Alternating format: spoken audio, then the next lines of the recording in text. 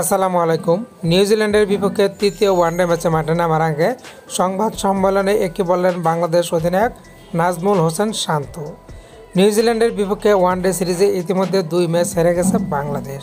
সিরিজটা হাতছাড়া হয়ে গেছে, যেখানে প্রথম ওয়ানডে ম্যাচ বৃষ্টির কারণে 30 ওভারে ছিল, সেই ম্যাচটি বাংলাদেশ বাজেভাবে হেরেছে।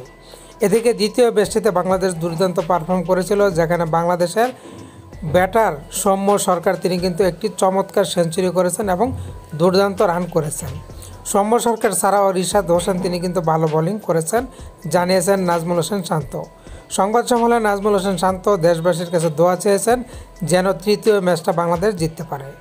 এদিকে নিউজিল্যান্ডের বিপক্ষে নিউজিল্যান্ডের মাটিতে বাংলাদেশ এখনও পর্যন্ত ওয়ানডেতে কোনো ম্যাচ জিততে পারেনি। এ পর্যন্ত বাংলাদেশ নিউজিল্যান্ডের বিপক্ষে 6টি সিরিজ হোয়াইট ওয়াশ হয়েছে।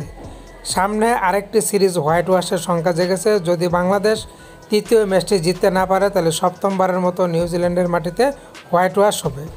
বাংলাদেশে ব্যাটার তাওহিদ হৃদয় ছাড়াও প্রত্যেকে কিন্তু ব্যর্থ।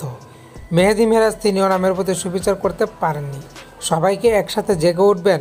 বাংলাদেশকে পারবে নিউজিল্যান্ডের মাটিতে সাদা বলের খেলায় একটি জয় দেশবাসীকে উপহার দিতে।